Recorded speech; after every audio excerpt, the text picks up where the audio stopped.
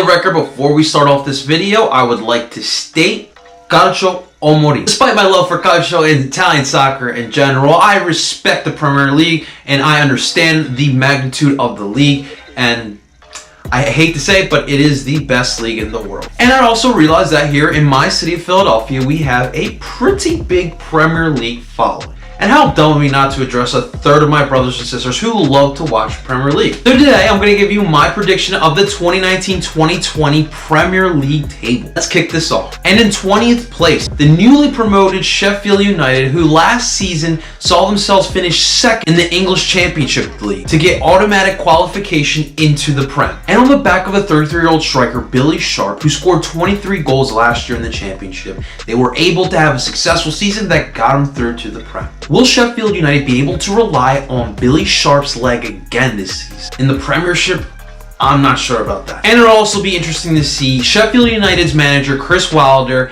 and how he will handle the Premiership in his first season. This is a guy we've seen take Sheffield United from League One all the way through the Championship, finished second there last year, and now Sheffield United are back in the Premier League. This is definitely a noteworthy accomplishment for the manager. Sheffield United are bringing in players like midfielder Luke Freeman from QPR, defender Phil Jaelka, coming over for free from Everton, Oli McBurney from Swansea, and Ravel Mortensen, who is coming over in a free transfer from Swedish club Östersund. Now, I really love the underdog mentality of the Sheffield United as they are coming in fully confident that they will stay in the Premier League this season. I, however, believe that the payroll that they have and the talent of the other Premier League teams, I don't see this team surviving in this league, and that's why I have them at 20th, and they will get relegated next season. And at number 19, it is sad for me to say, but here I got Brighton. It would be sad to see one of the beach towns in England get relegated next season, but that's where I got. Last season, it was a rough first season for the newly promoted Brighton, who just survived relegation last season by just 2 points, finishing 17th, which led to the firing of other manager Chris Hughton, who was there for 5 seasons. But the management of Brighton knows that finishing 17th is not what they want. They want to stay in Premier League. So they went out and got a pretty impressive manager in Graham Potter, who made it to the Championship promotion playoffs last season with Swansea City, and now is expected to keep this Brighton team in Premier League. After having a pretty solid start last season, even upsetting Manchester United early in the season 3-2, even though Jose Mourinho was the manager at the time. And Brighton also did give the fans a little fun run in the FA Cup last season, as they made it all the way to the semi-finals, where they lost to the eventual champions Manchester City. But the problem with this club, like many clubs at the bottom of the table, when you're only spending £59 million in the transfer window, you're not really going to see much more improvement the next season. I sadly got Brighton dropping, and they finish in 19th. And the last relegation spot, I have Burnley. Yes, I see them finishing in 18th, as the Clarets last season finished 15th. With Europa League qualifications last season may have derailed the start for Burnley and really couldn't get a grasp on the season, but did survive and did finish in 15th. With no European competitions, the Clarets can finally focus on the Premier League and try to finish higher this season. They did spend £10 million on Jay Rodriguez from West Brom, who will see some time in a rotation up top with the forward. And for me, I really want to see on this team is Dwight McNeil, a young 19-year-old striker who had a breakout last season, and I want to see if he could take that next step, maybe put some of the weight on his shoulders. And it's a crazy thought that Burnley's still putting Joe Hart out there at the goalkeeper position. But hey, they're going to ride on the back of a 1 year older Joe Hart this season. We'll see. I got Burnley finishing in 18th. In 17th, I have Norwich. The newly promoted Championship club is back into the Premier League. And when I first got into the Premier League, Norwich always stood out to me. That color combination is absolutely crazy. It's like watching the Oregon Ducks out there. But back to the pitch. They finally got promoted after winning the championship last season, finishing in first place. And Norwich looked like the best team in the championship last season, scoring 93 goals, but now they're in the big boy league. And will they be able to defend some of these big boy attacks? But these guys are led by their fearless leader, their manager Daniel Farke, who take on the same mentality he has. They're not scared. They were determined to get back to the Premier League, and now that they're back, they're ready to stay there. And with Norwich sporting director Stuart Webber's Moneyball approach to building this team, they only spent £3.75 million this transfer window to upgrade this team to perform in the Premier League. With only their big signing is signing a legit goalie to put back in the pipes. In former Schalke goalkeeper Ralph Barman, they're going to rely with a lot of players that they had from last season's championship champion club. I think we'll see a Norwich team that will fight week in and week out. They're going to go through their bumps and bruises like any championship club coming up into the Premier League. I got Norwich staying up top this season in 17th place. And in 16th place, we have Newcastle United. The NUFC takeover did not happen. And Mike Ashley is still running the reins for Newcastle United, who these great fans unfortunately must suffer another season under this guy. Last season suffered stretches of bad play, but this team did still finish in 13th place in the Premier League. So what does this team do? After surprisingly finishing in 13th, they really didn't do much. First, Rafa Benitez said he had enough with this shit, and he left Newcastle. Where else do you go when you want to make some money later on in your career? Went to China, as he's now the manager of Dalian Yifang, and he took Solomon Rondon with them, taking away Newcastle's number 9. And who did they replace him with? 22-year-old Brazilian center forward Joelinton, who's coming over from Hoffenheim. A much younger player, but he's expected to replace Rondon's production, which was only 11 goals last season. Along with Joelinton, the attack is going to rely on the new Japanese forward Yoshirino Moto. Did score 27 goals with Mainz in his 3-year career with the club. And we cannot forget about Miguel Almiron. We all know very well here in the United States from his times with Atlanta United, but he's going to be a critical part for Newcastle United. They're going to expect him to be the engine in the midfield to create for the attack. They're going to rely on him taking that next step, and I personally believe in Miguel, and I think he will do it. Oh yeah, and how can we forget about Newcastle United bringing back Andy Carroll? Let's go.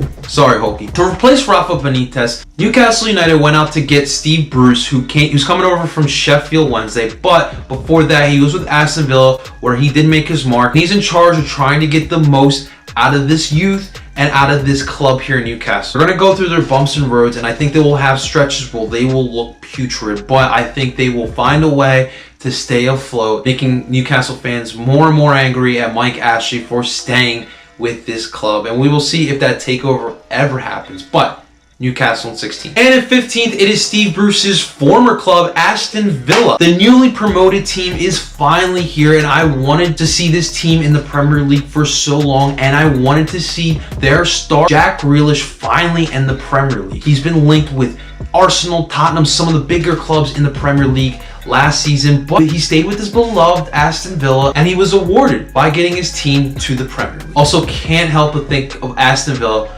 without mentioning the great Colombian striker, Juan Pablo Angel.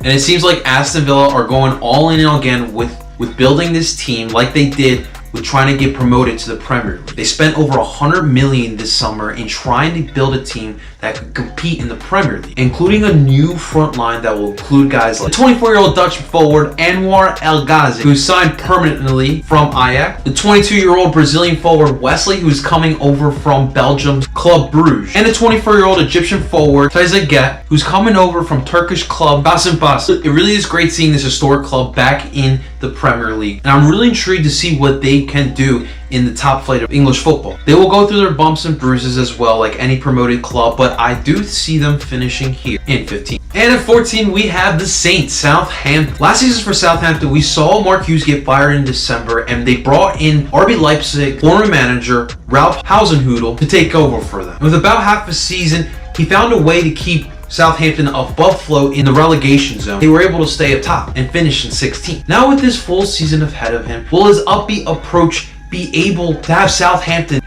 get up a little higher in the table? They did ink up Danny Ings, and they also brought in Che Adams from Birmingham City to solidify this attack here. And they have solid youth around this team. And the notion that this team has been ending club notoriously, especially early in 2010s, it seems like this team want to create a team for themselves. I like Ralph as a manager, and I think he will do good things for Southampton, but this season, I only see finishing 14th. In 13th, I got Bournemouth FC, everyone's favorite underdog. We all know the story, coming from League One to now competing for European competitions. And the one constant for this club has been Eddie Howe, who has been the manager for Bournemouth since 2012, and now he is entering his 7th season as manager of the Cherries. And surprisingly, Bournemouth's going into their 5th season in the Premier League. And thanks to a bad tail into last season, Bournemouth finished 14th. in the 2018-2019 campaign. And it seems as if his team likes to float around the middle of the table. And for Eddie Howe, you know, he's going into his 7th season, and it's time now. What is Bournemouth going to do? They're kind of stuck in the middle of the pack constantly. We've seen stretches where this team looks like a team that could compete for European competition, but still cannot get there. The cherries for reinforcements this season are bringing in Philip Billing from Huddersfield, and also are bringing in Harry Wilson, a winger who's on loan from Liverpool. These guys are going to rely on the legs of Callum Wilson and also Joshua King to bring in some more goals this season. And again, for Eddie Howe and his squad, it's time to take that next step, and we'll see if they can do that. Personally, don't really see much improvement. I see them finishing a place above, and they finish in 13th. At 12, we have Watford. This team last season had a hot start, and even to the point where people were starting to call them the next Leicester City. That didn't work out so well, as they finished the season off in 11th place. And obviously they made a really interesting signing this season. After selling players off for the past couple seasons, this year they brought an interesting player by the name of Danny Welbeck. We all know him from his days with Manchester United and also Arsenal, and now he's here with Watford, and their hope is that he is the player that could take him to the next level that they want to be at. And the question for Welbeck will be will he be able to stay fit enough? Can they rely on him for a full schedule? Probably not a full schedule, but he probably will play 60% of their matches, which I think will be all they really need from him. Watford manager Javi Garcia has done the most at getting the best out of his players, from youth and just players who have just been cast off in the Prem. And last season were able to finish in 11th. The Hornets have also brought in defender Phil Dawson from West Brom, and also signed a 17-year-old Brazilian youngster from Fluminense, João Pedro. We'll see if they can get another steal from another young player in João.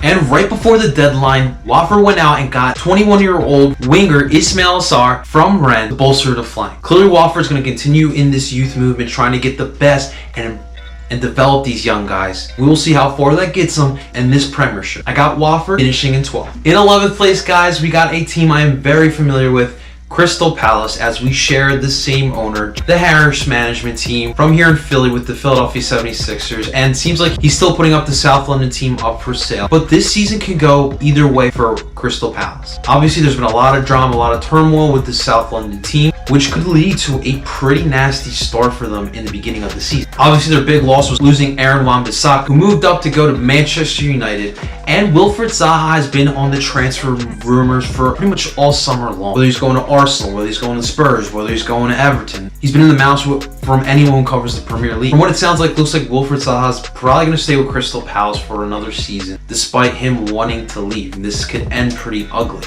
And Roy Hodgson obviously has a well-known track record, has been a very successful coach in English football, but I don't know. This seems pretty messy to me. And if they don't start good off the bat, not only do I see Wilfried leaving, but I could also see Roy leaving as well. They did, however, bring in Gary Cahill, who's staying pretty locally as he's coming from Chelsea to help the defense. Victor Camarasa, who's coming over from Real Betis, who's on loan to Cardiff City last season, but obviously they got relegated, so he gets another chance at the Premier League with Crystal Palace. And last but not least, James McCarthy helping the midfield out there, who's coming from Everton. There's talent on this team, and this team has shown they can be a quality opponent. But with all the drama surrounding this team, it doesn't help you play in a big city like London. I just don't know if this team can keep it together. But however, they still finish around the middle of the pack as they finish in 11th place. Alright, now we're cracking into the top 10. And at number 10, I got Leicester City. The former Cinderella story from back in 2016 is back this year with a new exciting feeling. They brought in manager Brendan Rodgers, who did a fantastic job over in Scotland with Celtic. And now he gets a second chance at the Premier League after he was so close to winning it with Liverpool a couple years ago. He gets another crack here with Leicester City, and this is the perfect club for him. Now, I made it very vocal. I really wanted to see Timothy Weah with Leicester City. I thought it would have been so much fun seeing one of my favorite American players in the Premier League, but they went with different options in the summer transfer. Probably the best move that Leicester City made this summer was making Yuri Lemans permanent. The 22-year-old Belgian midfielder looked good for Leicester City last season, and now he is permanently with them. We'll like to see what he does this season under Brendan Rodgers. I also bought Jose Perez over from Newcastle United, who was pretty productive with the Magpies and should be a contributor with this Leicester City. They also brought in Dennis Praet, the Belgian midfielder, and I would like to see what a guy who's coming over from Sampdoria in Serie A does in the Premier League. Last year's Leicester City campaign was a little bit in turmoil. with going with essentially 3 managers last season, with Brendan Rodgers coming at the end, and also the death of their beloved owner definitely put a dent on their 2018-2019 season. But it's time to move on. And a big question for me I have is, what does Jamie Vardy have left? This is a decorated British forward that we've seen in the Premier League. Love to see Brendan Rodgers can squeeze a little bit more out of Jamie Vardy before he hangs it up with Leicester. It's going to be a fun team to watch, and I'm going to be looking forward to seeing Leicester City. But I do see them finishing in 10th place. In 9th place, I have West Ham United, who I believe will be one of the more exciting teams we will see in this campaign of the Premier League. Last season, we saw them spending big money on big names. This season, they took a different route, signing younger players who have a better potential. And I love the signing of Pablo Fornals and Sebastian Haller, who I think are going to be European stars very soon, and this is the year it could all start. They are losing Arnautovic for this season, who was a main contributor for their goal scoring, but I believe Sebastian Haller is going to crush what he did previously. And the main question I have for West Ham is Manuel Pellegrini able to get the best out of this team? We saw them last year start off very slow in the first part of the season, but rallied back and did finish 10th in the Premier League. I think they will be an exciting team to watch, but they will go through some bumps and bruises, and I see them finishing in 9th place. And in 8th place, we have Portugal, England. I'm totally just kidding. We have Wolverhampton Wanderers, who have changed the game in the Premier League by building a team in different markets that other Premier League clubs just don't think about attacking, especially when you got to compete with the likes of the big clubs like Man City, Liverpool. I really like what they did this summer. Now, last season we saw Wolves put their money where their mouth is in their first season of Premier League football. They finished in 7th place, surprising a lot. But the issue last season was they would show up against the bigger teams, but against these smaller teams that they should have beat on paper, they didn't have their best performances. But they still qualified for Europa League qualification, and that brings up the question, will this team be able to handle European competition and the Premier League at the same time? We'll see if Nuno can get that going. But I did like some of their moves this offseason, and obviously the big one was bringing in the Italian striker Patrick Cutrone from AC Milan, who I think is very hungry after being shunned off by Milan, especially after the Biotic signing. And this is his time to prove he is a worthy striker, and I think he's going to do very well with Wolves, especially pairing up with Raul Jimenez. Oof, dishing up the Italian and dishing up the Mexican. He also brought in Spanish center back Jesus Vallejo, who's on loan from Real Madrid, to help the back line. The flair and the style of Wolves play is going to be fun to watch again next season. But again, the question is going to be whether this young and exciting team can handle both competitions. That will determine what they will do. They won't see European competition again this season, but I see them finishing in 8th place. In 7th place, this is where I'm probably going to get some shit here. And trust me, I'm not a hater of this team, but I got Manchester United. Sorry Pancake, sorry Scarlett, sorry Sean Brace, but I got Manchester United here in 7th. And the main reason why is I was not a fan at all of what they did this summer. First up top, we all know about the mess that was the beginning of last season with Jose Mourinho and the week in and week out drama that it was. When he got sacked, we saw old Solskjaer take over the reins, and Manchester United got a bit of a jolt performance. They looked pretty good, even made a little run in Champions League despite being thin in the squad, and things were looking good. But then towards the end of the Premier League, they started dipping in performance. Let's start with the losses for this team so far.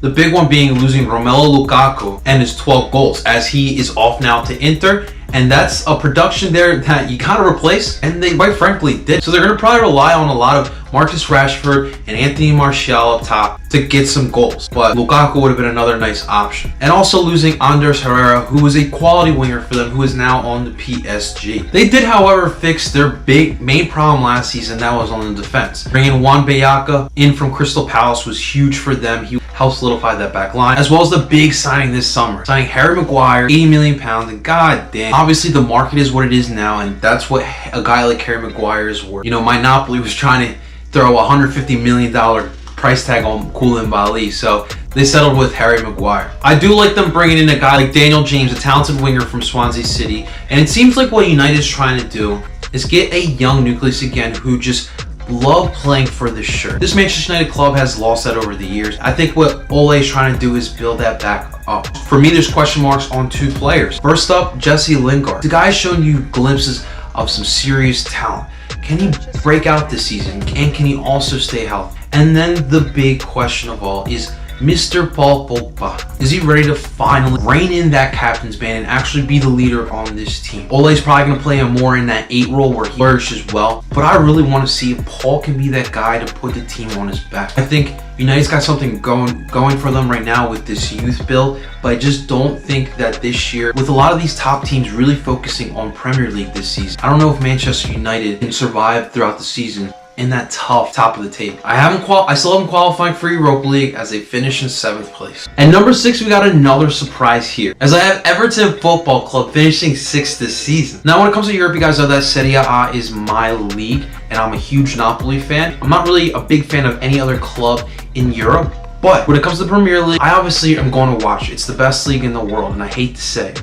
And when it comes to Premier League, I like to root for Everton, and it's easy for me. Number 1, they're blue, and number 2, I hate Liverpool. Now, picking them in 6th might be a little biased, but I have some good reason. After last season, Marco Silva came over from Watford, and the season did not start off the way him or Everton really wanted. But towards the end of the season, things started picking up, and we saw a different team, and they finished off the season strong. 8th place, but it was certainly a building block. And this summer, Everton really retooled this season, making some signings that I was a huge fan of. Inking Andre Gomes long-term, signing Fabian Delph, bringing some veteran leadership, as well as a championship pedigree coming from Manchester City. They also brought in Jean-Philippe Gauvamin, who's coming over from Mainz, who's going to replace Idrissa Gueye, who is heading over to PSG, and he will replace him as one of those central defensive midfielders. But my favorite move from Everton this offseason was bringing in the 19-year-old Italian prodigy Moise Kean, who's coming over from Juventus. He's one of the young promising prospects from Italy,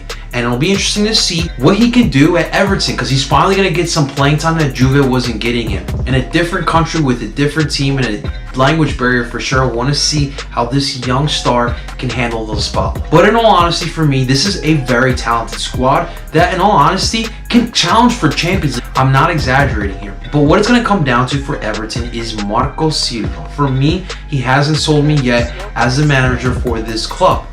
He started off rocky and did finish off the season strong. But now there is no excuses, because there is talent all over this pitch. Yeah, maybe they could have got another center back along with Yerry Mina, as Michael Keane might not be the answer, but I really like Everton here this season, and I think they will surprise us by finishing in 6th place. And in 5th place is where it got really tricky for me, as I was stuck between 2 clubs that I could see finishing 4th and 5th. But in 5th place, I have Chelsea FC, who, after a disastrous season with Maurizio Sarri, he is now gone to Juve, and in comes in club legend Frank Lampard, who just finished his stint with Derby County, and I might add, did a pretty good job with that Derby County club. They fell short in the promotion playoffs, but I was a huge fan of what he did with Derby County. Obviously wasn't handed the best talent, but tactically wise, this is a guy who's not married to one single formation. He primarily used a 4-1-4-1, who was able to glorify the strengths of that Derby County team, which led to the success last season. And I expect the same thing here this season with Chelsea. Now, I'm going to use a football reference here, but me being a diehard Philadelphia Eagles fan, what this reminds me of was when the Eagles were transitioning from Chip Kelly to Doug Peterson back in 2016. Chelsea has all the talent in the world. They won the Premier League 3 seasons ago. It wasn't that far off, and there's clearly talent here. I think it's going to be beneficial from this transition from Saudi to Lampard. As Lampard, number 1, was a long-time player. He understands these players. He understands how to get the most out of them. And number 2, tactically, he's not going to be married to the 4-3-3 like we saw what Saudi did all season long last year. I expect Lampard to start off with the 3-back set, as that is what was working for this Chelsea club when they won the Premier League, and there's still a lot of players from that team. Well, so with Chelsea's transfer ban, it really limited the moves that they could have done this summer. But they luckily made a move in January, bringing over the American future Christian Pulisic from Borussia Dortmund to play with Chelsea. And he is going to have the daunting role of trying to replace Eden Hazard, who has left for Real Madrid. They also made Mateo Kovac a permanent player for Chelsea, as they inked them away from Real Madrid. People are going to think I'm crazy, but I'm truly sold on Frank Lampard as a manager completely. And I really think Chelsea could be one of the surprise teams this season. We will see how they will look throughout a full English football season. I have them finishing in 5th. And in 4th place, we got the Gunners. Arsenal, I believe, will finish in 4th place, and last season just missed out on Champions League play yet again. And obviously this summer, they made quite a few bit of signings. And obviously the big one everyone's going to talk about is Nicolas Pepe giving Arsenal one of the more daunting attacks in the Premier League. With Aubameyang, Lacazette, and Pepe, I'm not gonna lie, that's pretty dangerous. They also brought in Kieran Tierney from Celtic, who's a solid modern fullback, but the concern is going to be his health.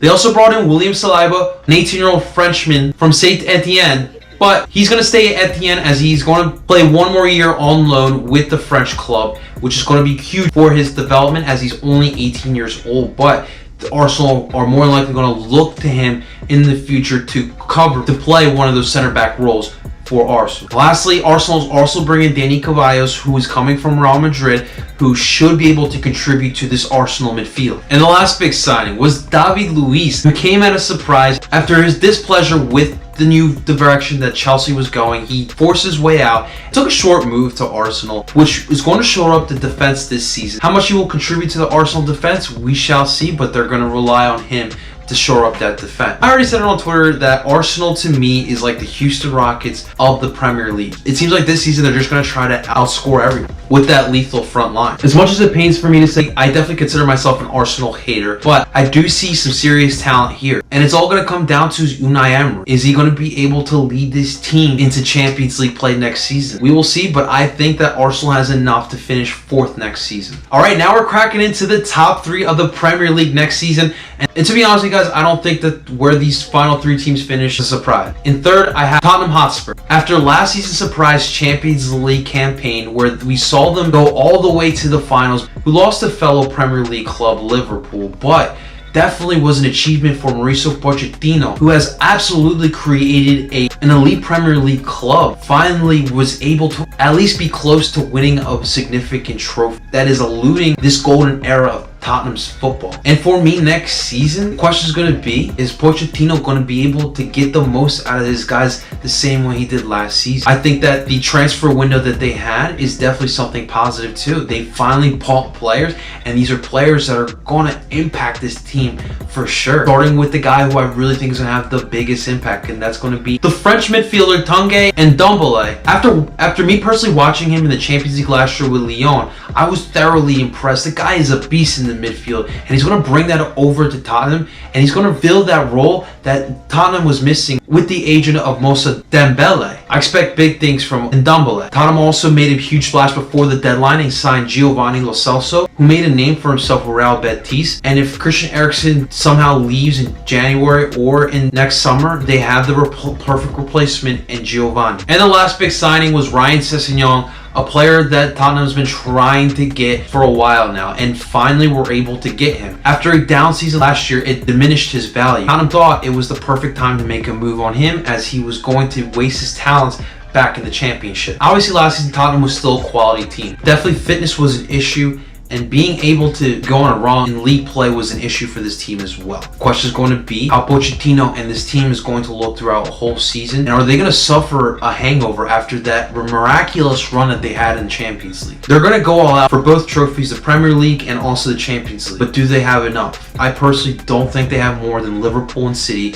and I see them finishing in 3rd. In 2nd place, might be a little biased, me being a Liverpool hater, but I have Liverpool again missing out on winning the Premier League simply because they really didn't make much moves when Man City actually went out and made some impactful moves, if you ask me. But Liverpool still has the quality. They probably have the best forward line in all of the Premier League. Mane, Firmino, and Salah, so deadly. The midfield is one of the best in the Premier League, and they have the best center back in the Premier League, in my opinion, and Virgil van Dijk. And also the 2nd best goal in the Premier League, and Alisson Becker. I'm not going to mention who the first one is. But anyways, this is the one trophy that is eluding for Liverpool. Are they going to have enough to get there?